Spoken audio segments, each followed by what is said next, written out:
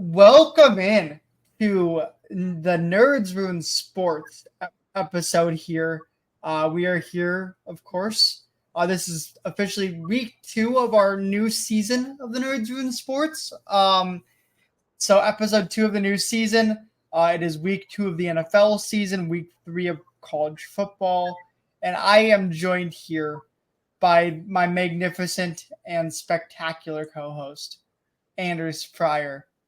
Anders, how are you doing today? I'm great. I'm great. Really packed show. We tried to I think this is the fullest our banner column has ever looked. Oh, it's pretty packed. Yeah. No. Pretty packed. Yeah, no.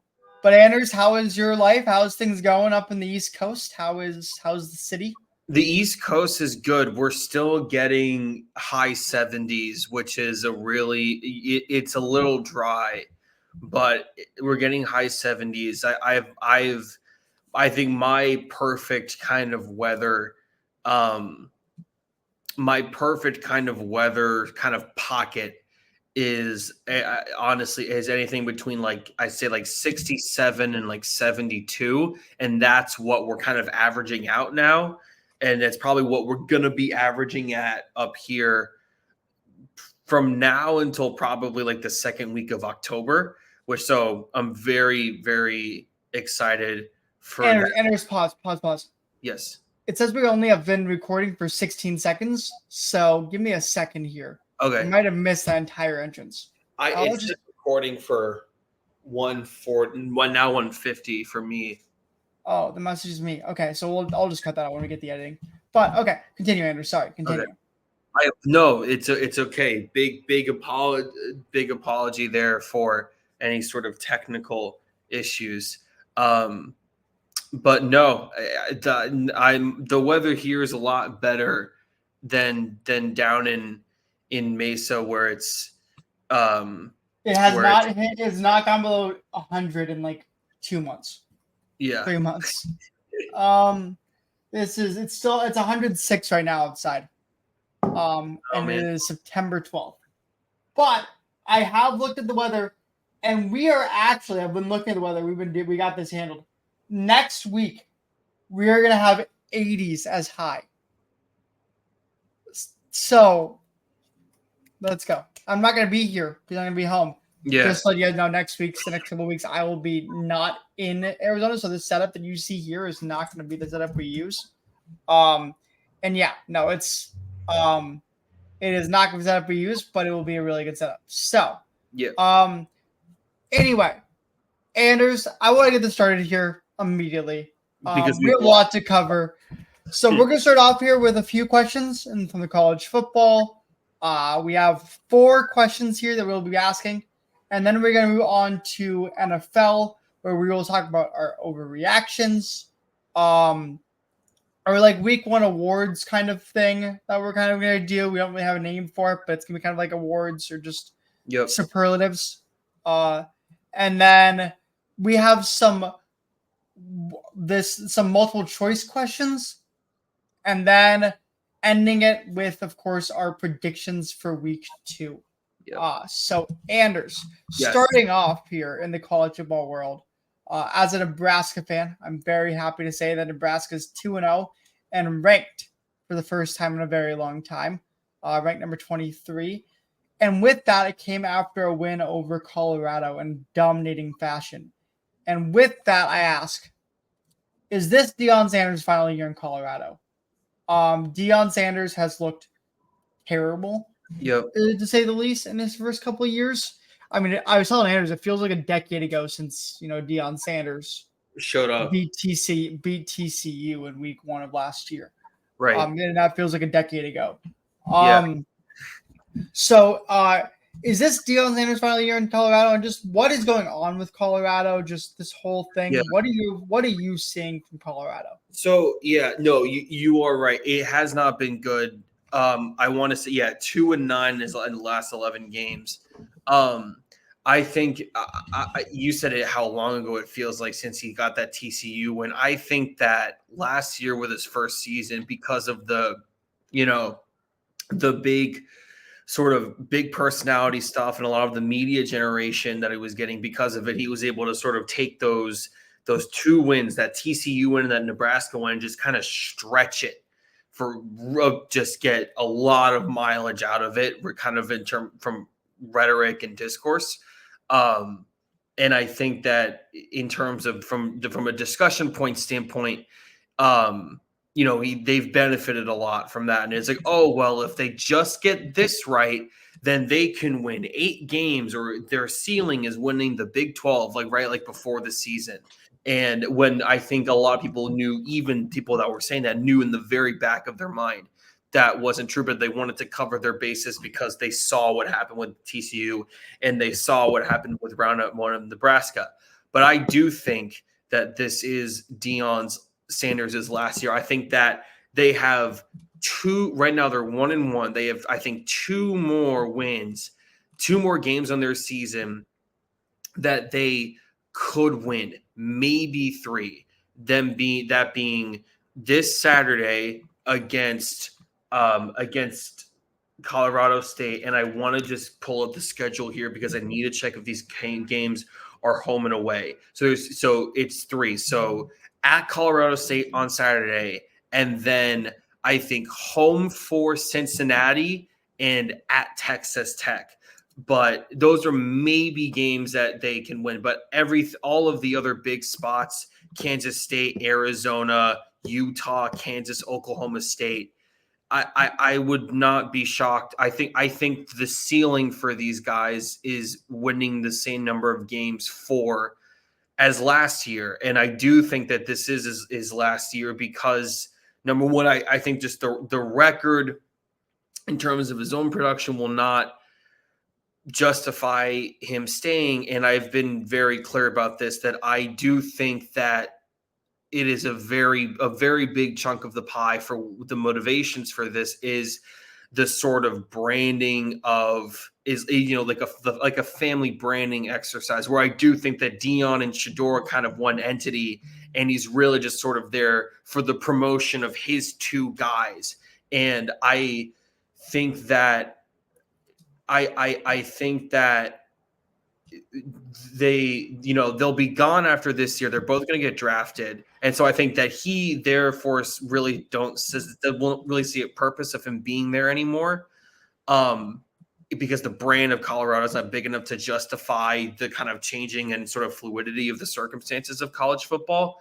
But then also I've floated this idea to you, Zach, before, and I actually want your thoughts on this specifically, aside from just the question on the screen, is that I've seen the idea float out, and I'm starting to agree with it more, that he might not even get through the whole season, where because I think Shedeur and him are so attached, and I think that Travis as a proxy is sort of in that sphere too, where if the record is so bad, where if they get beaten by Baylor, right, or they have a particularly bad loss to like a 28-point loss to a Kansas State or an Arizona, where we might get to a point where before they play Utah, they're not going to even end up finishing out the year, and they're just going to go prepare for the draft, and Deion's going to do whatever he wants to do. I think that that's really on the table here, and I think that the media optics of all of this is very indicative of that. So there's a lot. I agree. No, I really do believe there's a lot of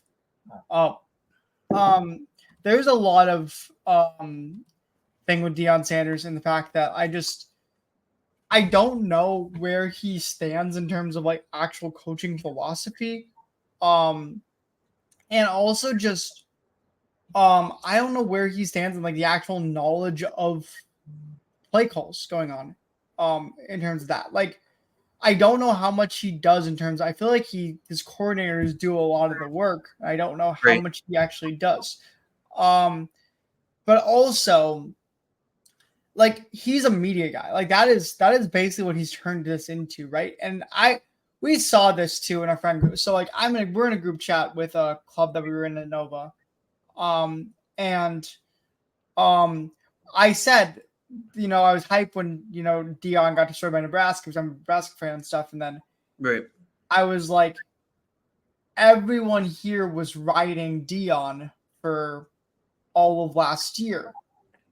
And there were most people in the chat that were riding Deion last year all like, now it just feels fake. Now it just feels like a media grab, and there really isn't much substance with it. And you can tell this team's not good, and he's not doing a job making it better. And he's not really going out and like trying to build this program. Like he's not doing recruiting well either. He's kind of hoping players will come to him because he's Deion Sanders. I feel like his transfer portal classes are very. Like it's very quantity over quality. Like none of his transfer portal classes have been ranked very high, and it's like it's just this like weird thing where like half the team's different, but none of them are particularly high impact players anyway. So it's just kind of change with no real kind of substantive needle moving, right? Yeah, no, I agree. And also, he's a good recruiter because he's Deion Sanders. Right. He's not a good recruiter because of his football style and because of like that. And so eventually, players are going to see through the Deion Sanders and not choose Colorado. And he's going to be stuck with not being able to get the 5 stars and 4 stars he wants to get, and instead having to settle for 3 stars and less that he's going to probably end up having to eventually settle for. Because eventually the Deion Sanders effect is going to wear off because you're not actually winning games and you're not showing you can coach and you're not making your team better. And in fact, I would say you're hurting Shedor's draft stock right now based on how you're playing. Right. I would say Shedor went from being a probably consensus top 10 pick, a consensus top 2 QB, to maybe not even being that. To possibly falling further into the first round behind the likes of like Quinn Ewers and stuff. Right. I think if I had to make a prediction right now, like I would say pending some sort of major injury or really disruptive sort of shift, I would say Cam Ward, Carson Beck, and Quinn Ewers are all essentially locks to go ahead of him, I would say. And then right now, that wasn't the case last year. Like 3 months ago, that wasn't the case. Going into the year, it was kind of like Shedor and Carson, like 1A, 1B, kind of who do you like?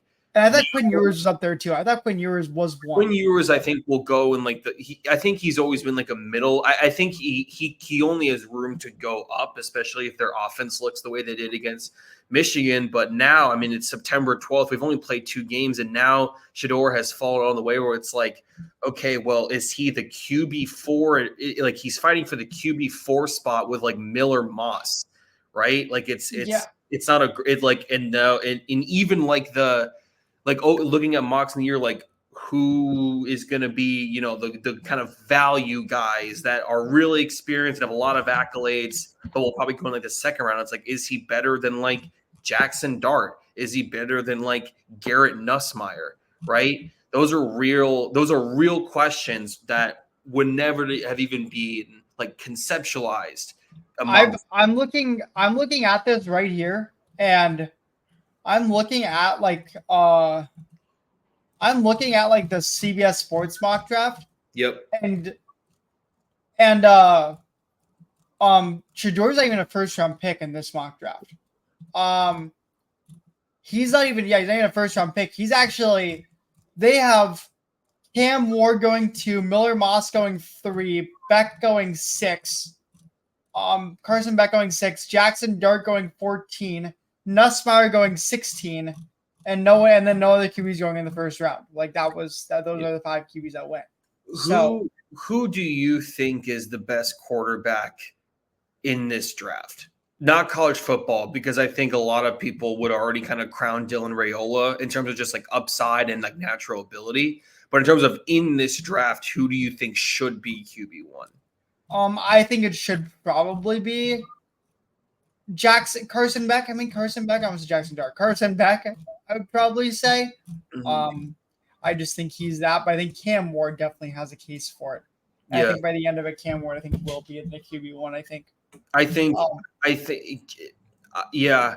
Carson Beck, I think Miami looks dominant. That's what I'm saying. All I'm saying is dominant. I think in terms of like archetype, like I think the best quarterback in college football is Jackson Dart.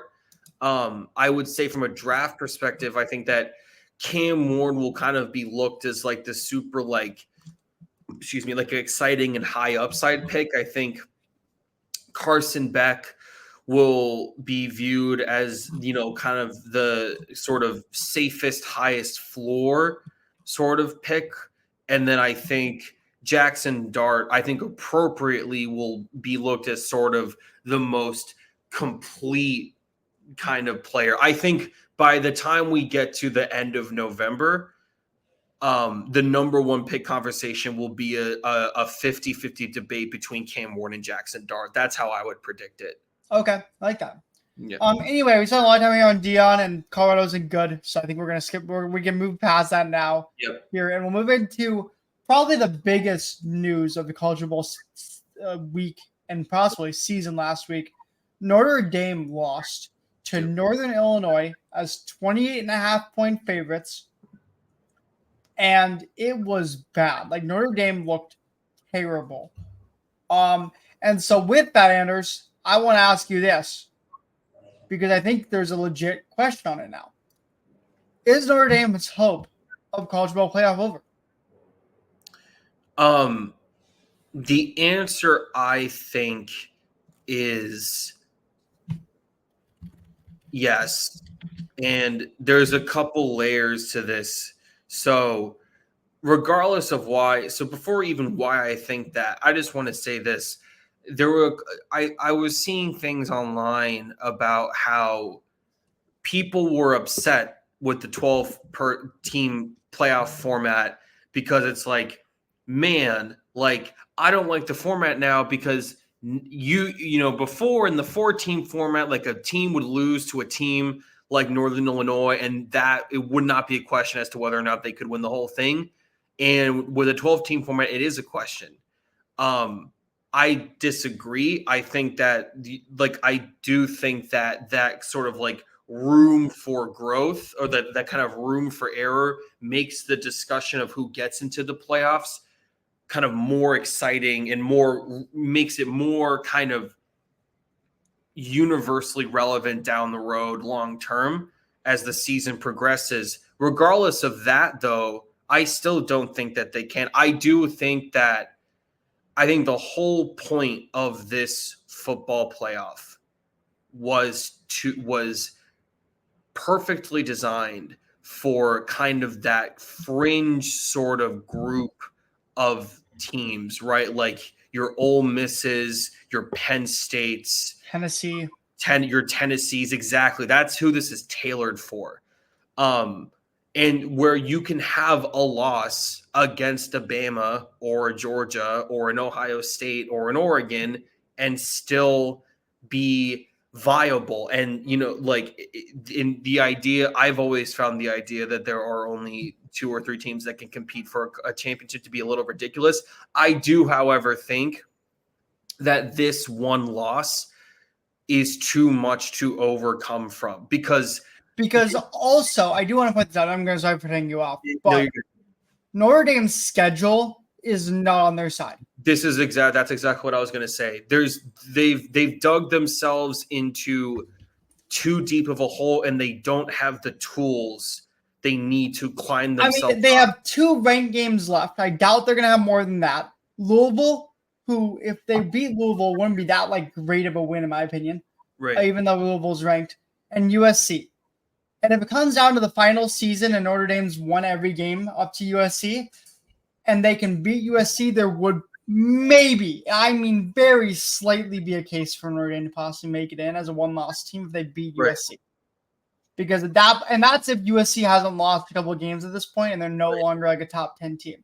If USC's lost a couple games at this point and they're like 20th or 19th, Notre Dame should not have a shot. So I don't know. We'll see how it goes.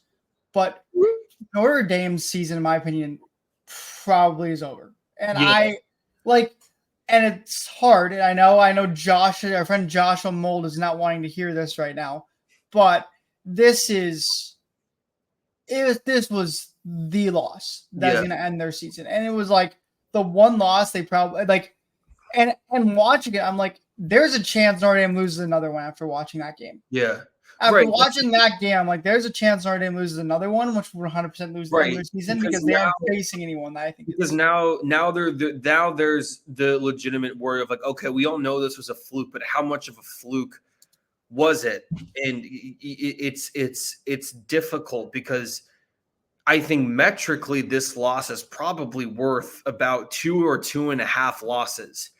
And that even in the 12-team format, you don't have room for that much error. And yeah, like you said, like they're not in a gauntlet or they can kind of make up ground. And in the process of, and the other problem thing of it too is like, if they were in a gauntlet, then that also not only would that mean that they could be beating ranked teams to make up ground for the NIU loss, but also they would be taking ranked teams that would be in contention for the 12-team playoff further out of contention by giving them losses. So they really it's a really kind of really rough spot for Marcus Freeman where we're only 2 games in and they already don't really control their own destiny. They just don't have the schedule for it. So so I would say yes, it is over. I agree. But moving on, Anders, you and me have differing beliefs on this one, and I'm really excited to hear your thoughts. Yep. Is Ashton Gianti the RB1 of the 2025 draft class? For those of you who don't know who Ashton Gianti is, I'm hoping most of you guys do. Ashton Gianti is the Boise State running back who has taken the nation by storm to start the year. And it is legitimately in a case, I think, for possibly being considered for a Heisman if he continues this up. Ashton Gianti, I Bleav, has 9 touchdowns and over 500 yards in 2 games. It's something insane like that. It's like some insane stat where I think he has over 500 yards and 9 touchdowns in 2 games. And Ashton Gianti was always considered to be a top 3 RB in this class.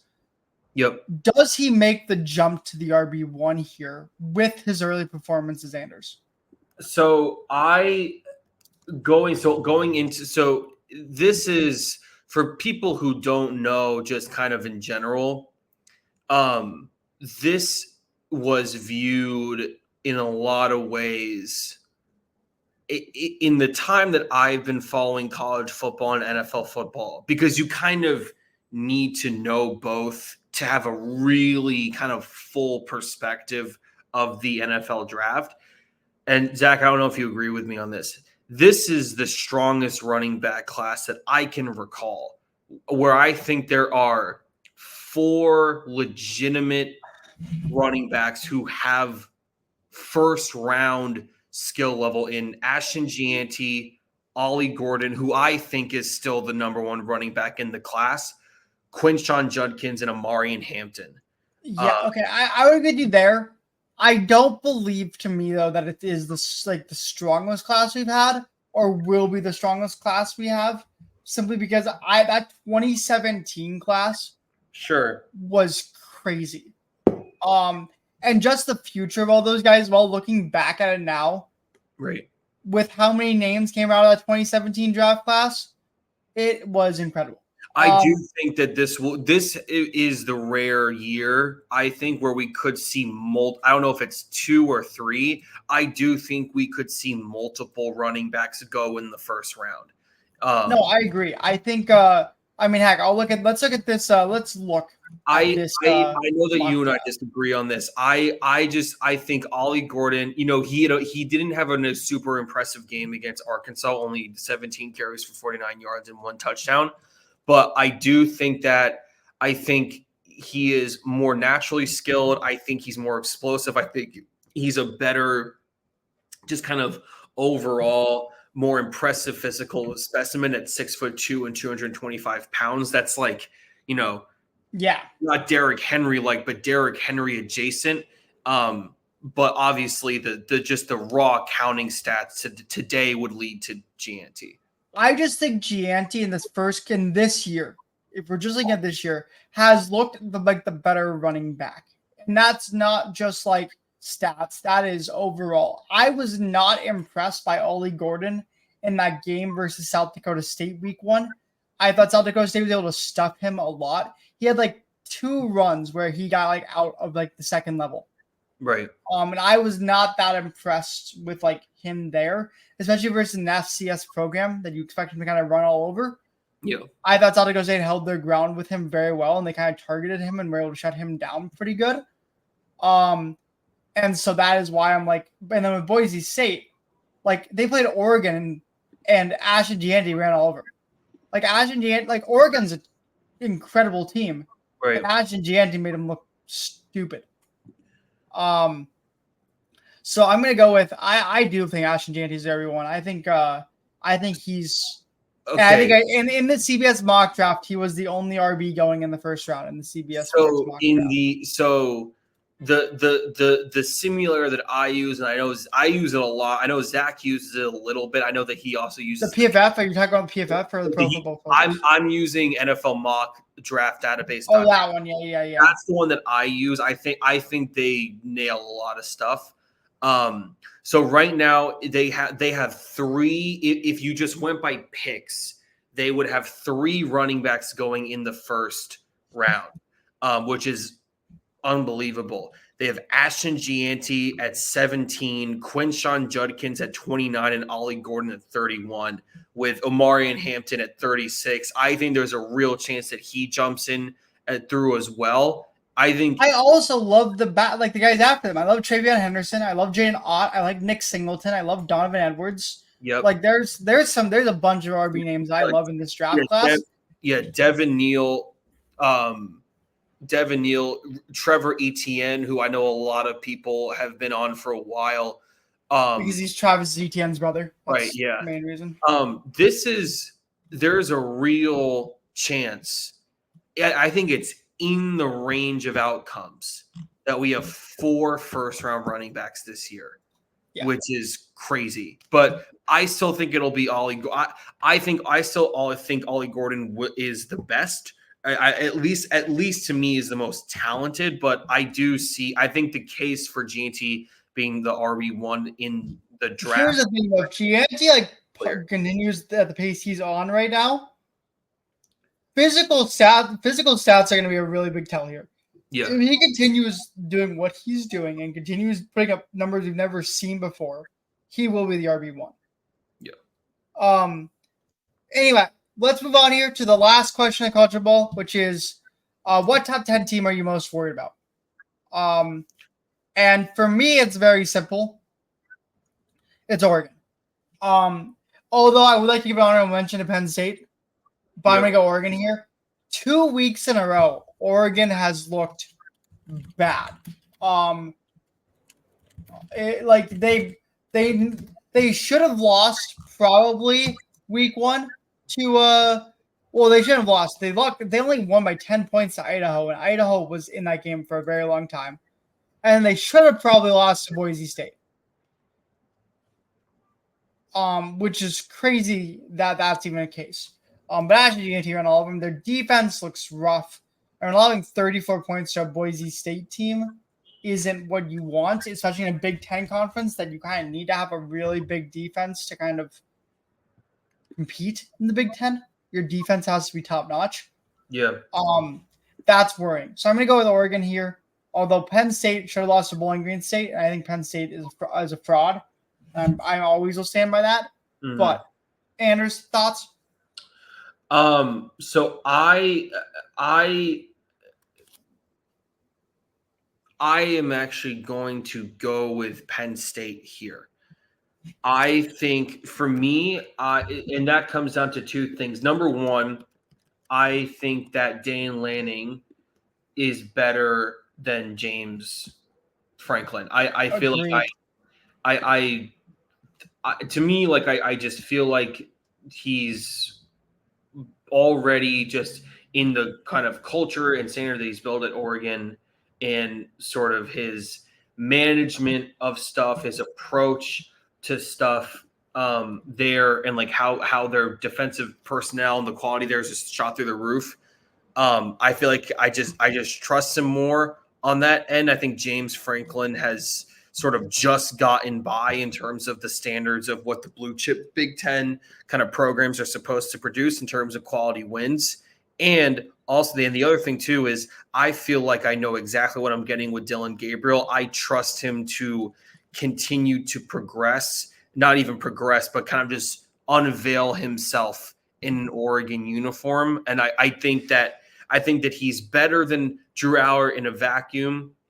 And I think that his ceiling is higher as well. And he's more of a known commodity. So I feel more comfortable kind of leaning into him versus like Drew Aller, like now in this new stacked this new stacked Big Ten.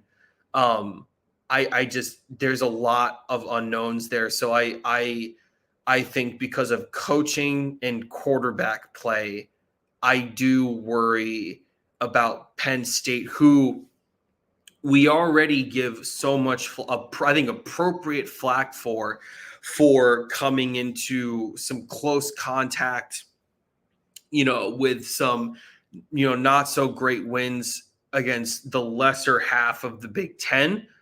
If you're doing that against Bowling Green, then it's really difficult for me to be, get behind you. And, we just talked about Oregon and like how, they came close with Boise State. We just had a whole segment about how great Ashton Gianti is. And Boise State is a team that many people believe to be the group of 5 representative in the new 12-team format. So I am going to go with Penn State on this one. Sounds good. I like that play. Okay, Anders, we are going to move on to NFL because we are 30 minutes in and we need to talk about the NFL here. Yeah, a lot of big things with us here.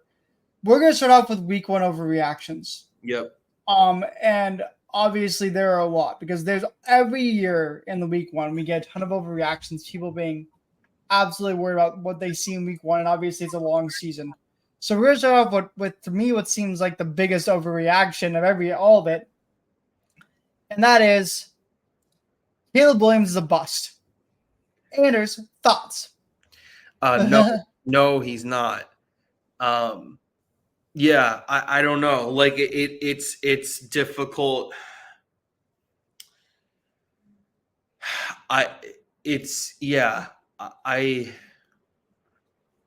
It's weird because they won the game, but it's kind of this like weird thing because they had a special teams touchdown and a defensive touchdown.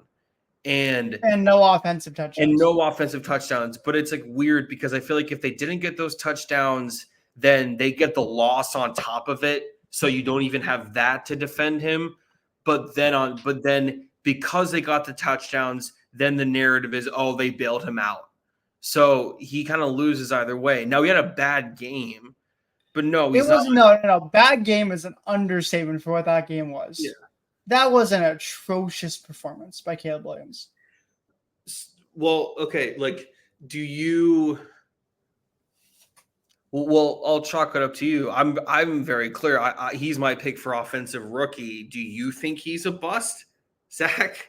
No, I mean obviously not. I'm not gonna say that yet. I won't say that yet because he's the number 1 pick and he's a generational talent. And I think he has a chance. But this showed me a lot. This week 1 performance showed me a lot about him. And I thought he failed miserably in this first look. And listen, he wasn't playing a good team. He was playing a good defense. He wasn't playing a good team. The Titans aren't considered a good team by many. So to come out there and just kind of look flat and look bad against this team, when you have the wide receivers, right? I mean, Roma Dunze had 1 catch, or 2 catches maybe, or 1 catch. I mean, DJ Moore looked good. Thank God for DJ Moore. DJ Moore really did something that week, but Keenan Allen was hurt. I think was Keenan Allen hurt, or was he hurt? No, he played. He played. Okay, I didn't realize he played because I don't think I ever saw him once. It was just no. with the wide receiver core you have to not play well. But then this comes back to what I'm worried about, which is, and I will say, I thought Colin Cowherd said this really good, which is, who does he have to turn to like lean back on and like bring him back in as a coach? What coach does he have? Chicago doesn't have great QB coaches. Their head coach is a defensive-minded head coach. Right. Like he said, and this was how he said, when Pat Mahomes was in his second season and he was struggling a little bit, Andy Reid was there to pull him back in. McVay was there to pull Jared Goff back in. You had Kyle Shanahan there to pull Brock Purdy in when Brock Purdy was struggling. Caleb Williams doesn't have that. You do not have an offensive-minded quarterback guru in Chicago. You just don't. Yeah, I think Shane Waldron is viewed more as a sort of like really good like play designer and like play, not even just play designer, but like play caller in terms of like understanding pace, understanding rhythm, and things like that. But I don't. He's not really necessarily regarded as a sort of QB kind of specialist in the way that, you know, like a Dave Canales is when he was in Tampa, or something, something to that nature, or like how like or the way that like, you know, Mike Kafka is with the Giants. So like I see the point there, that he is kind of shouldering a lot of the sort of whole. And there's not like a veteran QB there either to like Right. help him out either, because I think their backup's still Tyson Bagent. I don't know who their real like actual veteran QB in that room is. It's so like you're not giving anyone for Caleb Williams to really talk to. And like Kerry Joseph is the QB coach, but I know nothing about Kerry Joseph. Yeah. And so yeah, I don't know. I just I don't know, man.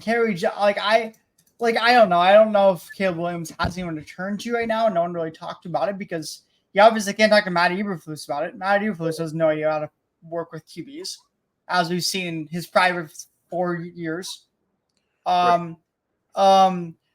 Shane Waldron, yeah, like you said, is a game designer. I don't think he's really a QB guru. He has no one to turn to. Yeah. And so I think if you're the Bears, you might want to start looking for replacements for. You need to find somebody for Williams to turn to. Yeah, I think if the Bears don't make the playoffs, which I think a lot of people do expect them to do, because they do have an easy schedule, right? They have a 4th place schedule because of where they finished last year. I don't think that Eberflus will go, because I do think that the defense, since Alan Williams left and that he has turned to play calling, the defense has been on the whole significantly better. I do envision a situation where I think the first person to go would be Shane Waldron. But I think they're going to make the playoffs. I think everyone's going to keep their job, including Eberflus. I think Eberflus will be a finalist for Coach of the Year if they make the playoffs. So bad. He's such a bad coach. Anyway, so that's that. That is the first one. I'll do the next question. I want to see how you no put it on don't show our names. Put it on the screen. Yeah, there you go. Yeah. Sam Darnold has a chance at MVP. The wherewithal is unbelievable. Sam Darnold has a chance at MVP.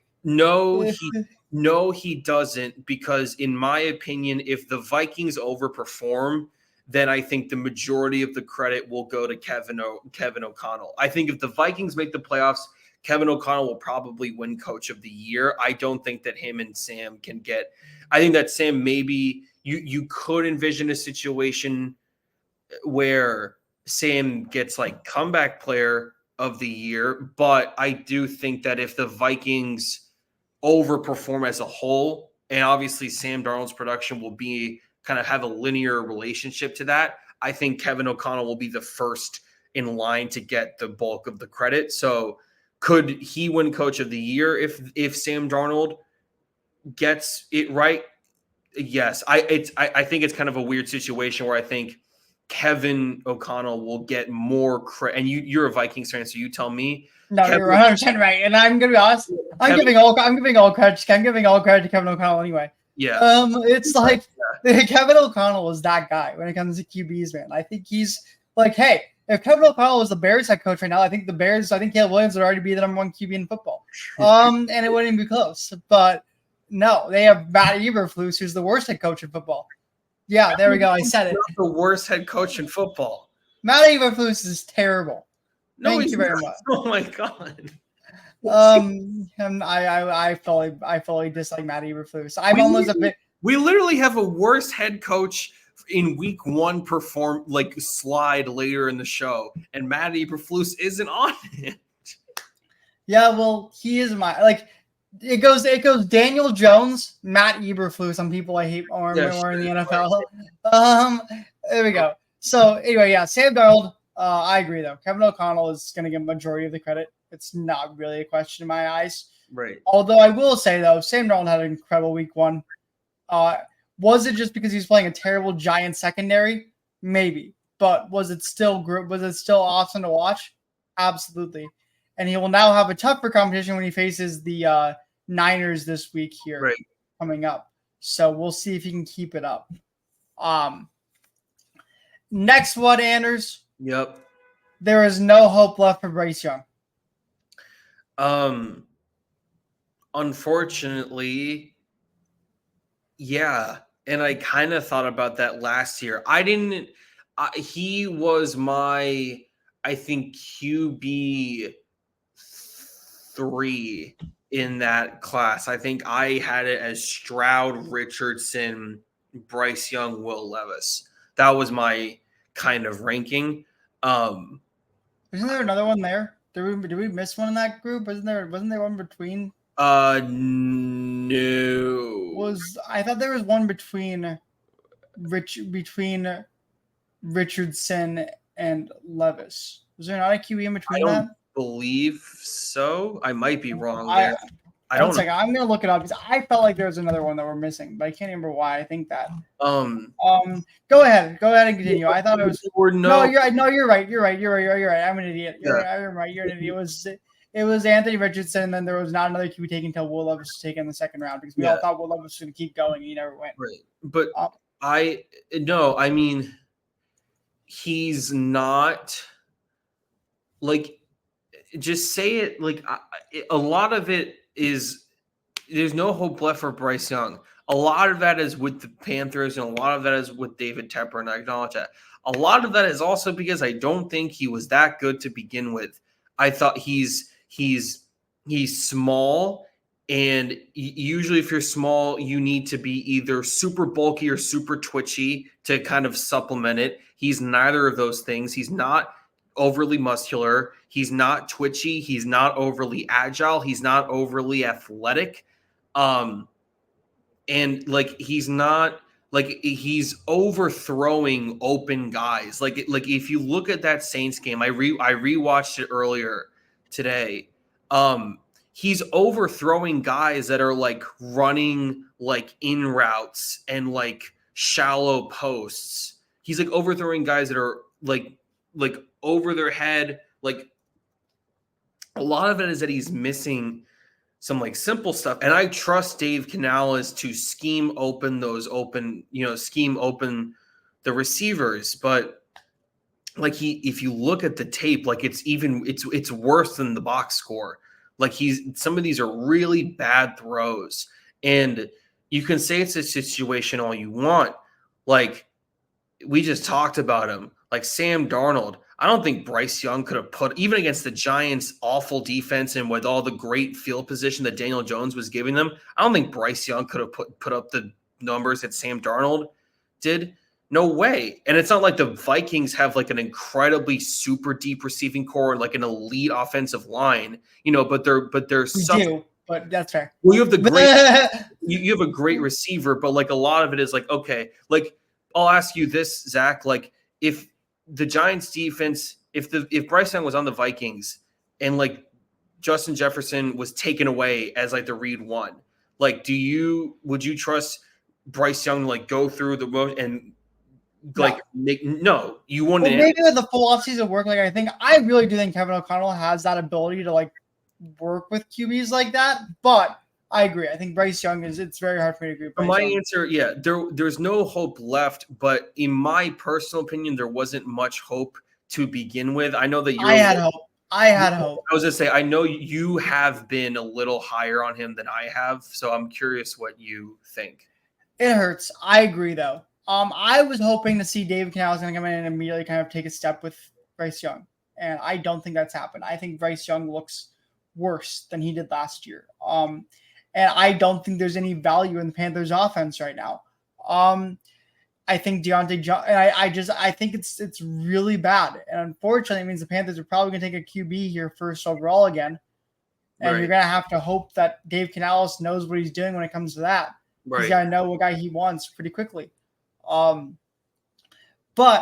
with that being said, I think that's a perfect lead up in our next one, which is the number one pick is a fight between the Panthers and the Giants. Boy, is it. Would you agree? Is there any other team that you think is in that race for the number one spot, or do you think it's those two teams? No, I think yes. So if you look at the other teams that I think will be like lottery teams, I think the Patriots defense is going to be it's going to be too good to where they won't have at least a couple more kind of like at least fluky wins against above average teams. And also I am very high on Drake May. I do think that when he does eventually step in, he will towards the end of the year push them towards a couple of wins. The Broncos, I think when they get the weaker parts of the schedule, I think Sean Payton from a coaching standpoint is just going to overpower some people. And that I think will lead to too many wins. The Raiders, I think from a talent on the roster standpoint, I think their pass rush is too good. I think their wide receiver room is too good not to get at least 6 or 7 wins. The Commanders, Jaden Daniels is going to have too many good games for them to have the first pick. And the Titans, I think same thing. Defense, I think, is too good. We're going to talk about rookies in a second. There's one of the Titans I want to shout out there for that prompt. And I also don't think Will Levis will be that demonstrably bad. Again, I do think that it might be maybe too late, but there will be points in the year where the arm talent athleticism does show. And so I think the Giants and the Panther, they're the only real teams where, like, for all those other like 6 teams I just mentioned, you can in your mind kind of lead yourself into a win somehow. Like, you can envision it and describe it in certain ways with those other 5 or 6 teams I said. You cannot do that with Carolina and New York. It's not possible. Which kind of sucks, but I can't. So yes, I think this is not an overreaction. Yeah, no, I agree. For me, okay, yeah. So then the next one here is. By the way, I will say I agree. I think it's pretty much just between those two at this point. They both look equally bad. They both need QBs. I would say QB 1-2 is pretty much for sure at this point, and I think it'll be those two both taking them. Yep. Last one here. Joe Alt, second to last one. Joe Alt, Offensive Rookie of the Year. For AFC Offensive Rookie of the Year. I should have made that more clear. Yeah. I'm going to say right now, yes, because in my opinion, is it AFC because they're just regular? Is it just the OROY? Well, I think it's just the OROY, right? Yeah. Okay, so I'll argue the I say yes, because what he did versus Max Crosby in week 1 was one of the best lineman performances I think we've ever seen. And I hate the fact that it's probably not going to happen because linemen just aren't going to win awards like that. but like he had 19 pass blocking snaps or something like that. It was like 90 pass blocking snaps. There's like 11 pass blocking snaps one-on-one with Max Crosby. 0 pressures allowed. Max Crosby had nowhere near the quarterback the entire game, and that was because of Joe Alt. And so with that, I love what Joe Alt's performance did there. And I would say yes. In my opinion, right now, he is my rookie of the year, but because he's an O-lineman, I don't think he's actually going to win. But in my eyes, he's the overall. So the path for Joe Alt to win rookie of the year is interesting because when Joe Alt was picked, I think it was fifth overall. He was one of those selections where a lot of people kind of, a lot of people were, think about it. A few years ago, people were very confused or thought it was wrong that the Bengals took Jamar Chase over Penei Sewell. Now we've had the positional reverse of that, where a lot of people thought that the Chargers, who had lost both Keenan Allen and Mike Williams, should have taken either Malik Neighbors, Brock Bowers, or Roma Dunze. And instead going for Joe Alt to kind of fully lean into the Jim Harbaugh style of, inside zone offense.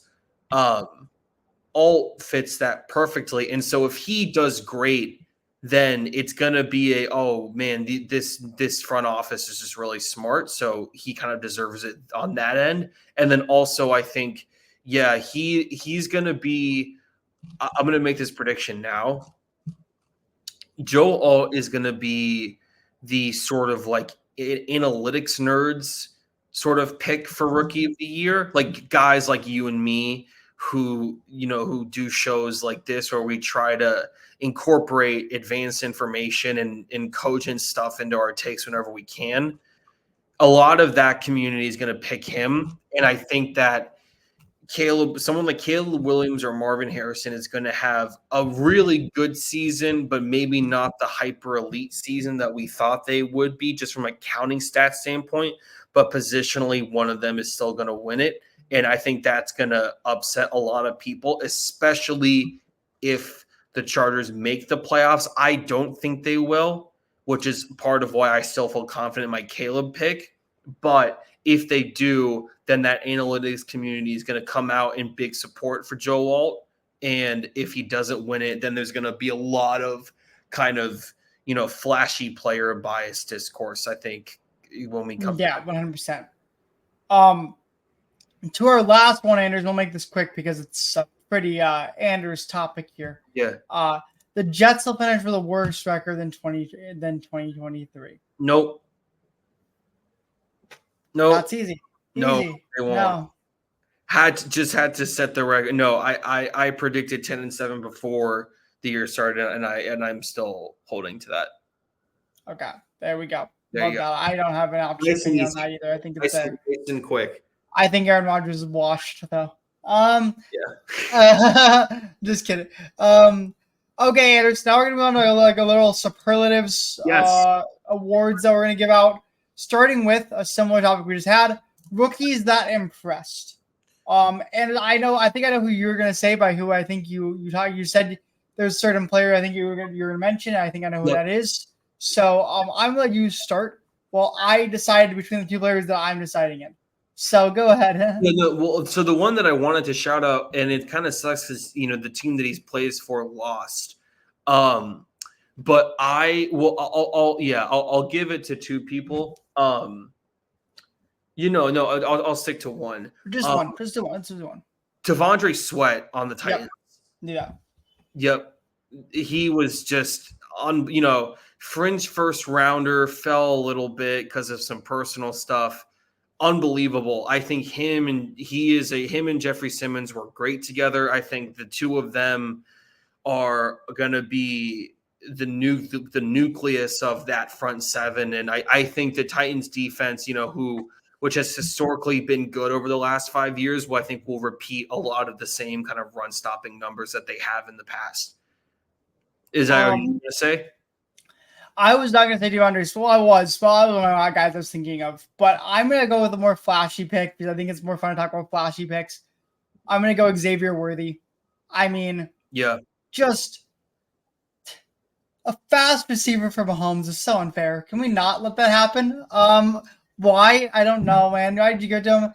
He looked great. He looked fantastic. He looked awesome. And I don't know, man. I mean, it's just incredible what Mahomes can do, and he is now he's a fast receiver again, and Xavier Worthy showed off that speed. That's awesome. I mean, I'm gonna stick with pretty simple. I'm gonna go with Xavier Worthy. Although I will give it an honorable mention to Taliese Fuaga. Yes. I thought for the Saints, I thought he looked really, really good at the offensive tackle position for the Saints. I'm gonna give an honorable mention to Cooper Beebe, the new starting center for the Cowboys. I thought he was great. Okay. I loved him coming out of Kansas State, and I'm really glad that he won the starting job. Love that as well. Okay, Anders, next one we're going to. Yep. Oh, good teams we are most worried about. And I will start it off. For me, the one team I'm going to choose is a pretty easy choice for me. Yep. I'm going with the Bengals. Yep. I think, again, it's hard to say that because every year they have bad week ones and then they turn it around and they'll be good by the end of the season. But it was so bad. And to lose to the Patriots is so embarrassing. And so I'm gonna go with the Bengals. And I think that's just terrifying to lose to the Patriots week one, man. It's never a good look. And Joe Burrow didn't look good. Jamar Chase didn't look good. Yep. No one on the offense looked good. I don't know, man. It was terrifying.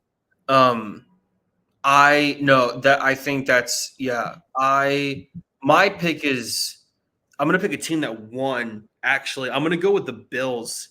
I think that there is a worry. So, like, there is the part of it where a lot of really sharp people have been picking the Cardinals as kind of like the weird team in the NFL this year. And I agree that I think the Cardinals offense, especially at home this year, is going to be really, really good. I think it's going to be a lot better than people kind of realize. It'll be weird. Like, it'll be really good, and none of us predicted it, but it won't be super surprising when it happens because Kyler Murray is there, and we'll be reminded of him. But there's also the part of, so that is a part of it, but there's also the part of it where it's like, man, like, we knew, I think the defense for the Bills would take a step back, but then there's the bit of like, is it even worse than we thought? Like, and they're going to face Miami tonight, who kind of have who have the best, I think, home off. Them and Dallas have the best home offenses in football. And that if they get like, if Buffalo gets, even if Buffalo wins or if they lose close, if they get like 35, 40 points hung on them back to like get like a 4 or 5 touchdowns back-to-back weeks, that's a big cause for concern. Their defense, absolutely, yeah. Defense. But then on the opposite side, bad teams we are most excited about after week one. And for me, I've been thinking about this. I had like 2 options. I'm trying to limit it down to 1. I am actually going to go with the team that the Bills beat, and they lost, but I'm going to go with the Arizona Cardinals. I think, and I don't know if that's the Bills defense or if that's the Cardinals offense. That Cardinals offense looks awesome. Yeah. I love it. I love their receiving core. I love their RBs. James Conner, I think, is just incredible. Kyler Murray is fantastic. Trey McBride could be in for a really big game this week, I'm hoping. Yeah. And I was really hyped with like the Cardinals offense, although I would like to give an honorable mention to the Indianapolis Colts. Well, I don't know if you consider them a bad team, but I think Anthony Richardson's so special, man. I think Anthony Richardson is so special. Yeah. I don't think the Colts were entered this year as like a bad team. No.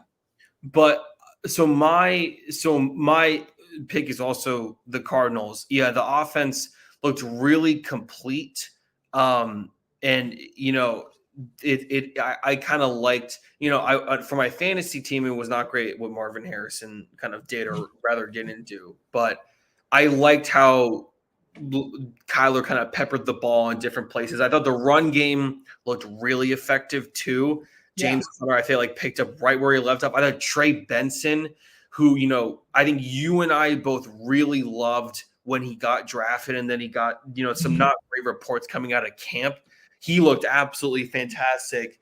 When Jonathan Gannon came over, when he hired Drew Petzing as the offensive coordinator, I didn't love the hire. I thought that there were some other people that were available in the market that I think would have been more appropriate stylistically for someone like Kyler. But I thought that his kind of pacing and structure and variance of stuff was really, really good, and I think he's exceeded expectations. So yeah, 100% Arizona. And I try to give my honorable mention for the good teams we're most excited about, but our good teams we are most worried about. Sorry, I'm gonna go with the Atlanta Falcons on that honorable mention. Kirk Cousins looked bad, and I mean like downright awful with that. And you could tell he was not moving the same he was before his Achilles injury. And a lot of that had to do with he was afraid to plant that back foot and actually rocket a ball in, and it showed. So the Falcons, I'm worried about, because Kirk Cousins does not look comfortable on his feet right now. So that's my thought. Now moving into a little bit of a fantasy topic here, which is waiver wire pickup that we are most confident in. Mm-hmm.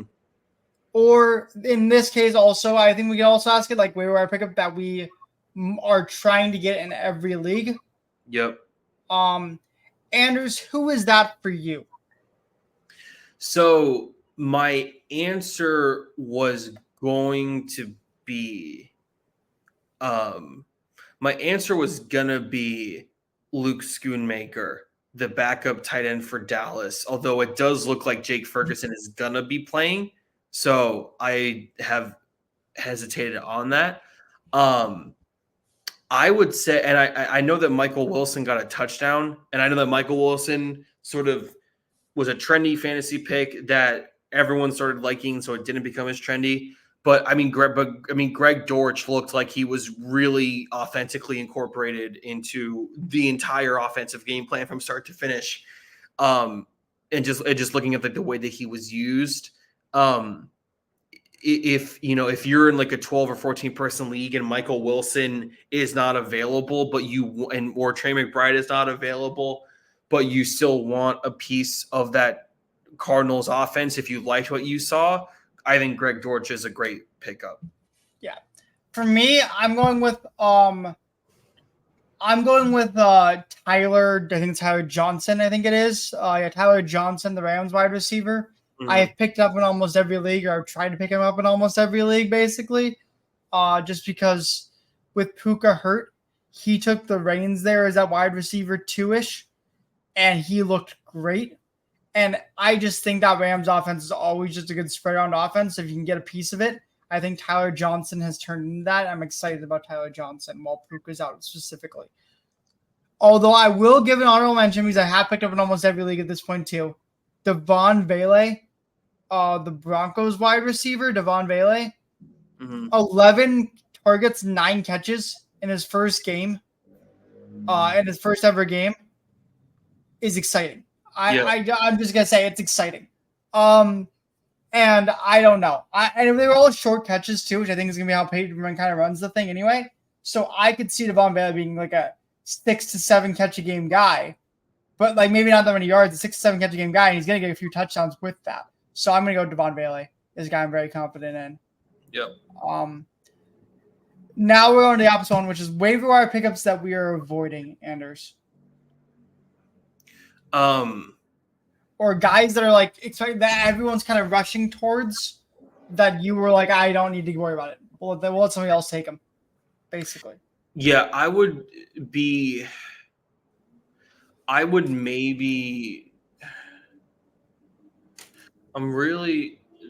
You go first, because there's a couple guys that I'm deciding. Mine is Alexander Madison. He had a 16-point week this past week. He's on waivers in a lot of leagues, and so everyone's kind of going for him at this point, kind of rushing to pick him up. And to me, I have no interest in doing it. I saw what Madison did in Minnesota last year. I don't think it's going to continue for him. So I'm going to take Alexander Madison. That was a name that I had thought about. God, I would be a little bit wary. I would be a little wary of Jalen McMillan. Because now that I know Zach's gonna hate me for that. I need to see, because I think he had one catch for 32 yards and a touchdown. I get it. He had one catch for 32 yards and a touchdown. That's what we're worried about. Yeah, that's what. Yeah, so I want to see like maybe just like the opportunities, and also, and Trey Palmer too. I don't know, in 14 team leagues, though there might have been some last picks, but I think that coming when we get to like week 5, I think that one of those two guys might, whether it's Palmer or McMillan, might be, like pretty solid pickups. I would say right now, be mindful of McMillan. I say McMillan instead of Palmer because I think there are probably more leagues that have Palmer drafted than McMillan.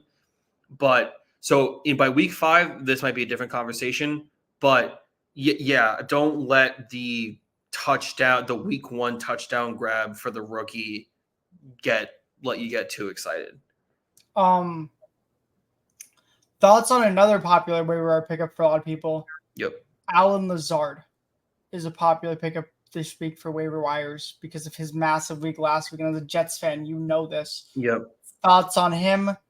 Is he somebody you think you can trust? Is he somebody you think is going to be that's a 1-week wonder type of pick? I don't know. It's hard because I would say pass for now because I want to see how. Well, it's hard to pass for now when everyone's picking him up, but I see what you mean. Yeah. Well, yeah, because Malachi Corley and like I want to see. I think they do really like him. If you read the reports, they do really view him as a core piece of this offense.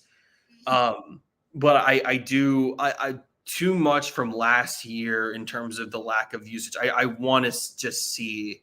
I need to see it again. Honestly, even after this week, I would, if it happens again this week, I would say go ahead.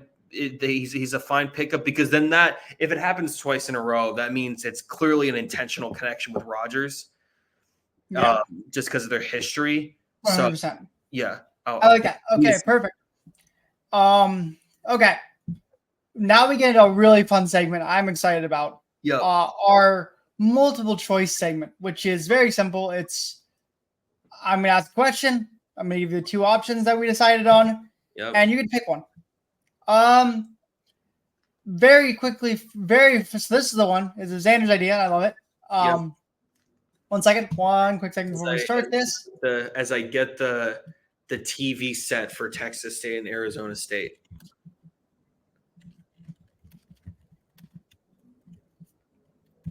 Okay, give me 1 second here. As you can see, I changed my name. We're starting off the first one strong here. Who will be benched first, Daniel Jones or Deshaun Watson? Oh, baby. Oh, man. This is crazy to even think about. So for me, it's very simple. It's Daniel Jones. Yep. And it's Daniel Jones very easily for me. As you probably have told, I might be changing my name to professional Daniel Jones hater. I think Daniel Jones is the worst QB in football. I think he's terrible. I think he's maybe the 34th best QB in football. I'll give him like 34th to 35th. Yeah. As you tell, it's 32 teams. I might put him as a backup in my team. I wouldn't want him as a backup, but I might keep him as a backup. But Daniel Jones, I think, is that. I think he looked absolutely terrible on Sunday versus the Vikings. He threw a lot of bad throws. He didn't really hit anyone. He had one good throw, I thought, to Neighbors, and that was really it. And that was more Neighbors than him. And I think there's actual QBs behind Daniel Jones that I trust more than Daniel Jones. I think with Deshaun Watson is the backups to Deshaun Watson aren't great options. In my opinion, I think is.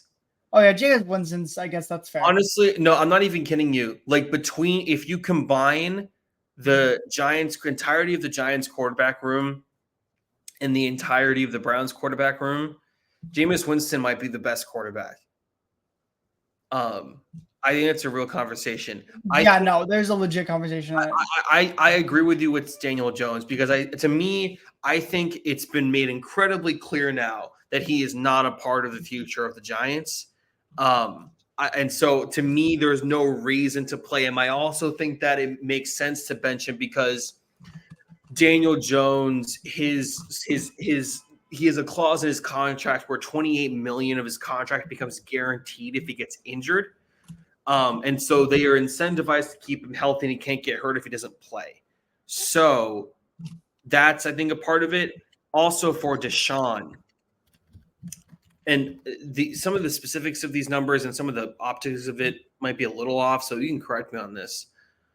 From what I understand is that they still have $173 million guaranteed to pay him against the cap. That's cap relevant money. If he were to get cut, 120, the dead cap hit will be $172 million. The cap is $270 million. And so he is literally unplayable, untradeable, and uncuttable. Now, you can bench him, but I think because of just the amount of money, the disastrous amount of money that they owe him, I think they will try to convince themselves for longer. I think they're more incentivized to try and trick themselves for longer that they can make it work with him before they go to Jameis. I think I told you this. Thank you. Yep. Oh, thank you. I legitimately think like that. I think Nick Wright nailed it. That week 4 against the Cowboys on Sunday Night Football will be Daniel Jones' last start as a Giant. I don't know when that will be for Deshaun. I think his last start, I have no idea when it might be. I mean, it might. They might bench him this season. I think he's because of the money part of it and how much they're just locked in for. Like you can get out of stuff with Jones, you can't get out of stuff with Deshaun, and so that makes it a little bit more tricky. So I think after week 4, Jones is cut. Or not cut. I think here's a fun stat. Jalen Brunson has more 40-point playoff games. He has more. I'll show a tweet. Let me just share screen the tweet. Share the screen. This is. I saw this morning. This is unbelievable. Jalen Brunson has more 40-point playoff games than Daniel Jones has games with one plus pass touchdown over the last 650 days. I mean, that is just unreal. That's beautiful. And yes, that is why my name is Professional Daniel Jones Hater. You can hate me if you want, but I will always be and will always be a Daniel Jones hater.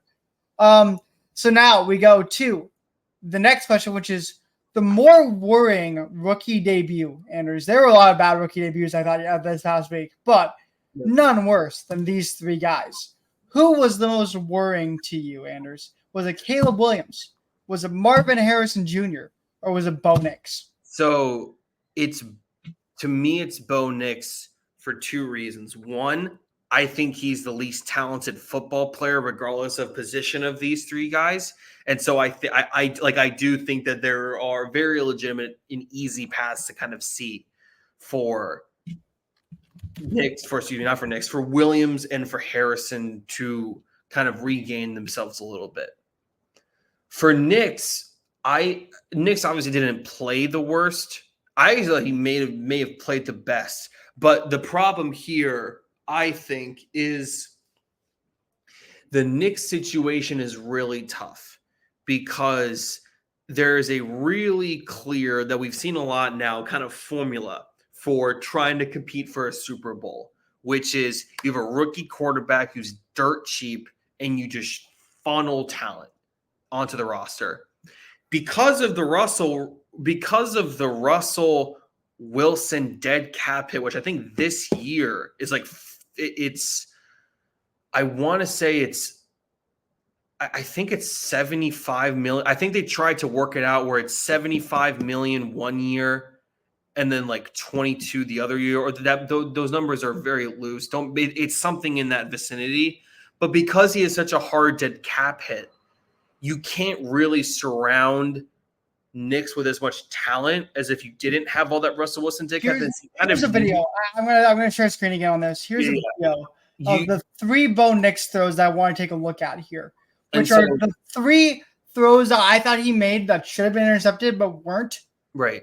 Where I think he should probably have 5 interceptions in that game, but he only had 2, and these are the 3 that weren't. So if you zoom in here, this is the first one. If we slow it down here a little bit, you can see, reading lock, he's watching his guy the whole way through. He hasn't even really looked off his guy. Throws it to way high. I mean, that was so badly thrown. Way high here. Almost right in Julian Love's hand. That should have been intercepted right there by Julian Love. This throw here, we get a better look at it from this side. Again, he does not look off that guy at all. He was looking at that guy the whole way. Yep. And 21, Witherspoon read that thing perfectly. Probably should have intercepted it there. Yep. And this one was just bad. This one is terrible. Kiriachi is going through the motions, looks off. Yeah. And then how you don't catch this ball, first of all. How you don't catch that ball is right 2-0. That ball is being thrown to the Seahawks receiver. No. His passer rating, correct me if I'm wrong, his passer rating was something in the 40s.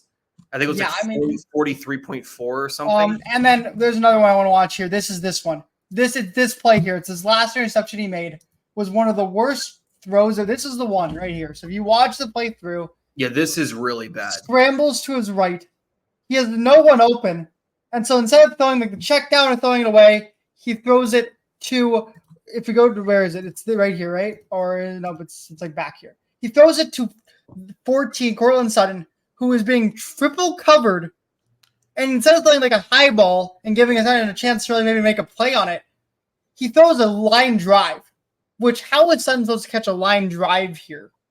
I don't know. That was one of the worst throws I've ever seen. So that was Bo Nix' debut. I hope you like the film room with us there. As he broke down a few more film room stuff with you guys for sure. I like film room stuff. I think we could do that. But no, but the thing is that because of the dead cap, what you just saw there, right? Like they need him to be incredibly accurate and incredibly smart, especially because those were the things that he was highlighted for coming out of Oregon. But but if he's not, then the detriment of that is bad because you still have dead cap money that you have to pay against yourself anyway next year.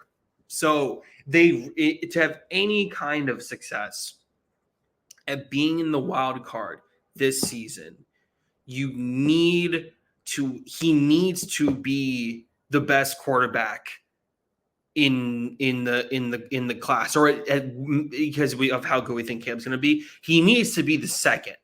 And so because there's no talent to elevate him, so the standard for him is unfortunately high, despite being the 5th quarterback taken. But that is the reality of it. So, and yeah, he was praised as being accurate, and as Zach showed you there, probably should have had 4 picks realistically. So I think there should have been 5 there. Like all 3 of those probably could have ended in interceptions. But yeah, 4 is probably where I'd probably say up there.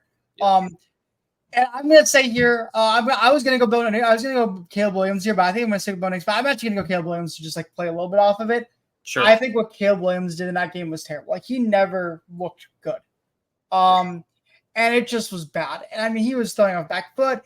He was doing stuff he did in college that worked in college because it was college players, and it's not going to work in the NFL. That one play where he was like running around back in the backfield and like a 20-yard sack, because in college that would have worked and would have given him time to make a play. It's not going to work in the NFL. And he took a 20-yard sack, took him out of field goal range. I mean, you can't do that. I'm going to Caleb Williams. But Bo Nix, I mean, as you saw, Bo Nix was brutal. And there were a lot of plays like that where he threw balls into like triple, double, triple coverage again. Like there were a lot of times where he threw balls in a coverage that he should not have thrown balls into, just to try to throw balls into it, basically. Right. Now we move on to the next one, which is the worst first game as a coach, Antonio Pierce or Dave Canales. Right. I obviously these are both rookie head coaches this year. Both had really bad games. For me, it was Antonio Pierce though. I think the Panthers team was just bad in general. The Raiders have talent, and I think Antonio Pierce did not do a good job of getting the best out of him. I'll let you go first here on like explaining that, but do you agree or are you going to go? No, I agree 100%. I don't think that Canales was. I think he was a little bit outcoached. I thought that. I do think that. I thought he was outcoached. I do also, however, think that he was just kind of flatly overpowered a little bit, and also like. You put some blame on Bryce Young for missing guys that were schemed open, but they were schemed open by Dave Canales because he is calling the offensive plays for Carolina. So you give him some credit for scheming guys open, but I do think that he, outcoached a little bit, but also I think just flatly kind of just overpowered. I think that Pierce, there were multiple instances, right? Like going for, I forget the timestamps for a lot of these, but like going for the field goal where it doesn't make a difference to go down 2 scores. It doesn't change whether or not it's 2 scores. Punting it in, when it was 4th and 1, you punt it with like 6 minutes left, and you're down by 10. I Bleav it was 10, but there were like moments that like really stuck out to you. It's like, man, I don't understand.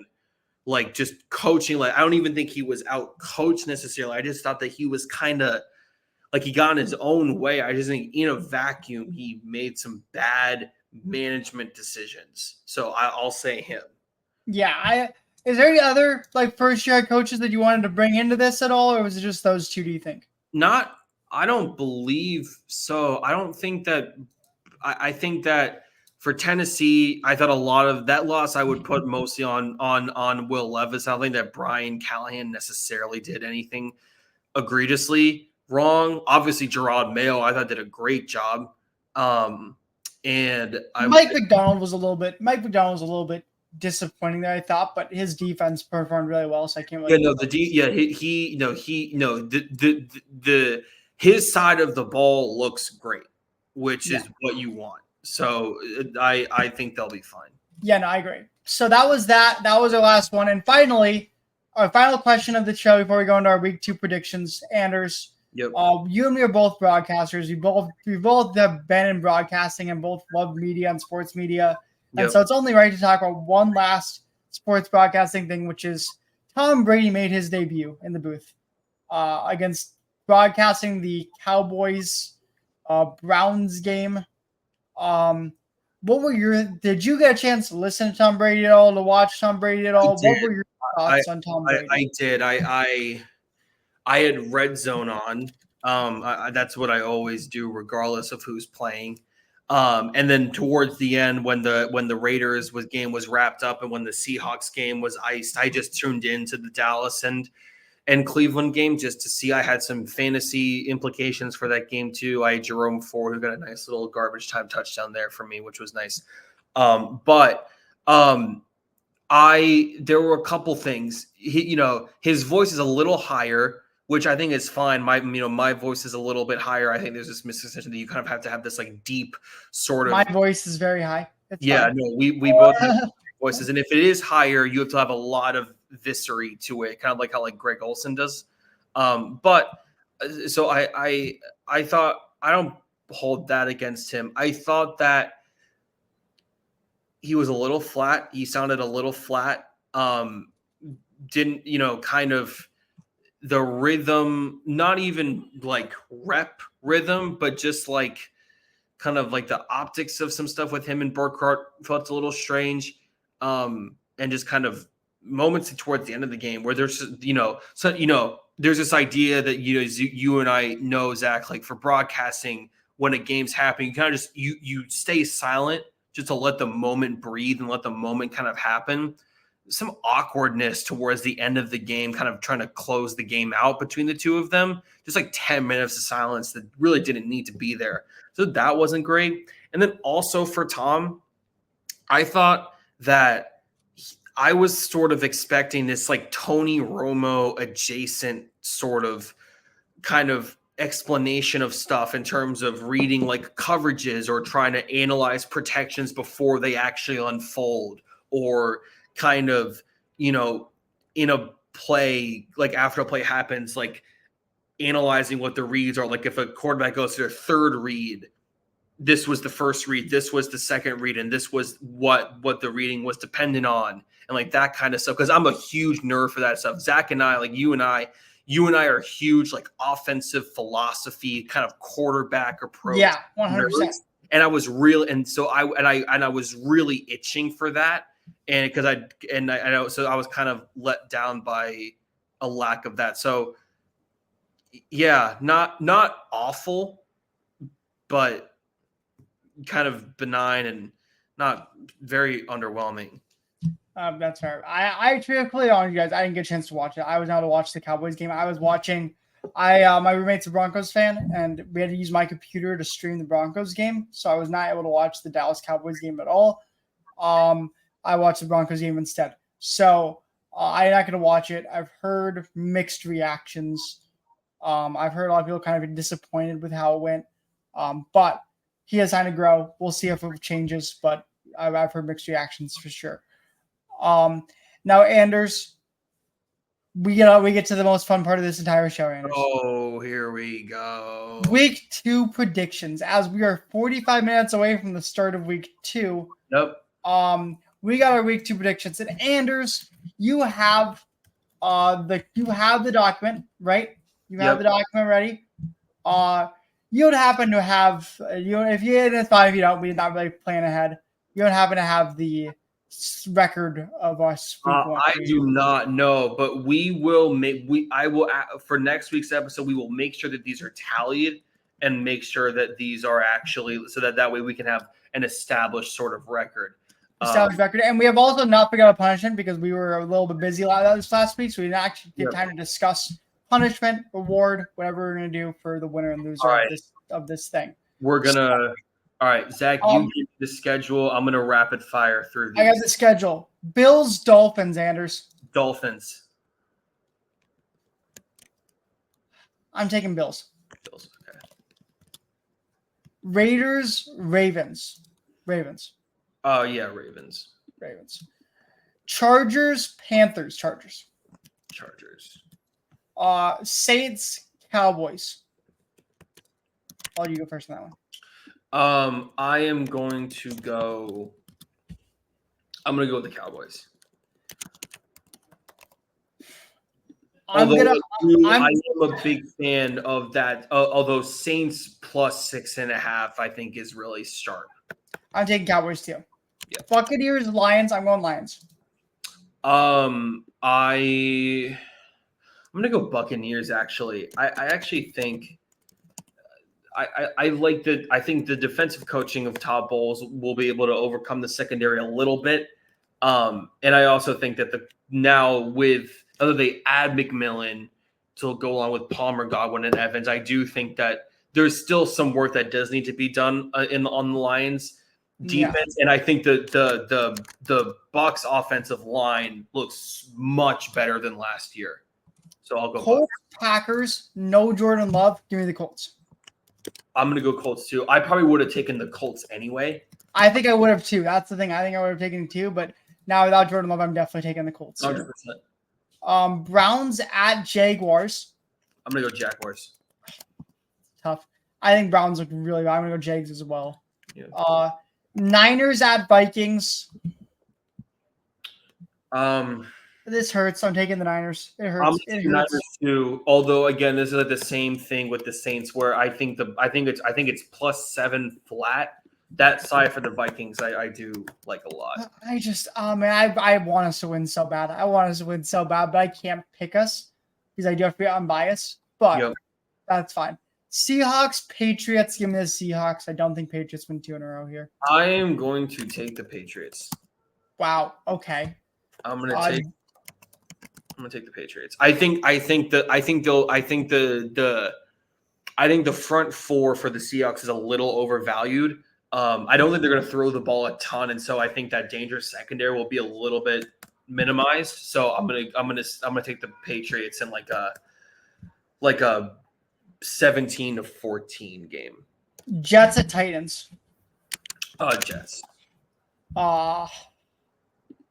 I'm gonna take the Jets as well. Yeah, Jets as well. Giants, Commanders. I'm taking Commanders. I am also taking the Commanders. Rams at Cardinals. Give me the Cardinals. Give me.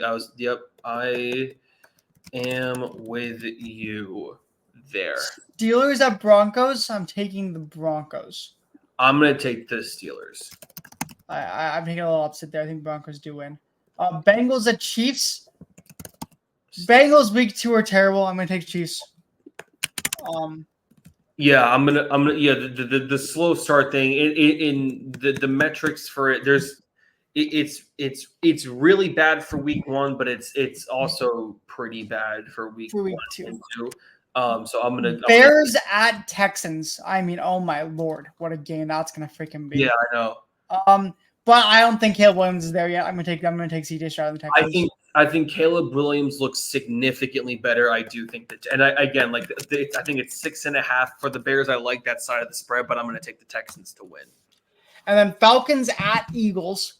As much as I want to say Kirk Cousins bounce backs and beats the Eagles, Kirk Cousins has never once looked good versus the Eagles. So I'm taking the. I'm gonna take the Falcons. Wow. I think the Eagles defense is awful, and I think the offensive line for the Falcons will beat out the defensive line for the Eagles. And yeah, I just think there are too many weapons to cover. I think okay. And I want to make 2 changes to mine quick. I just picked them up. I'm gonna retake my picks back on these. Yep. Can you give me the Browns over the Jaguars? I sure can. And can you give me the Saints over the Cowboys? I don't know if I said that. I think I said Cowboys, but I think I'll change it to Saints. I'm gonna take the Saints. I think the Cowboys will win. I didn't pick any upsets that week. That's why I'm saying it. I didn't choose any upsets, so I'm taking the Saints, and I'm taking the Saints there. No, I think the Saints getting 6.5, I think, is the right side, but I think the Cowboys probably win the game. Fair. Okay, that's that. That is that. And now we get to sign off because it's been an hour and a half, which is about where I think we've been kind of usually. Yep. So Anders, guys, I just want to say thank you all for tuning in to this. It is always fun to talk NFL and college football with Anders here. Anders is very knowledgeable in these topics, and I really love talking to him about it and hearing from him. We will be back next week, obviously, to discuss week 2, bring in week 3, talk about college football, see if there's any big upsets in college football. We'll see. We'll be back next week as we usually are. And then I also want to say go check out Bleav in Twins podcast that we do. You can check that out on Bleav.com, Spotify. We post that every single 2 times a week. We'll be posting our next episode tomorrow with a bunch of injury news with the Twins coming up, with a bunch of injury news tomorrow going to the Twins, as well as a really crucial series versus the Reds. We'll be talking about that. So go tune into that. Watch our previous 12 shows. We really enjoyed doing that. We really hope you guys enjoyed this show. If you guys do, we do ask that you subscribe, like, turn on notifications, and we just want to be here and talk sports with you all, and we love it. So with that being said, would love to bring it down with you. On behalf of my amazing, spectacular co-host, Anders, I am happy to sign off on this episode. It's been a pleasure, guys, and we will see you next week. See you next week, guys.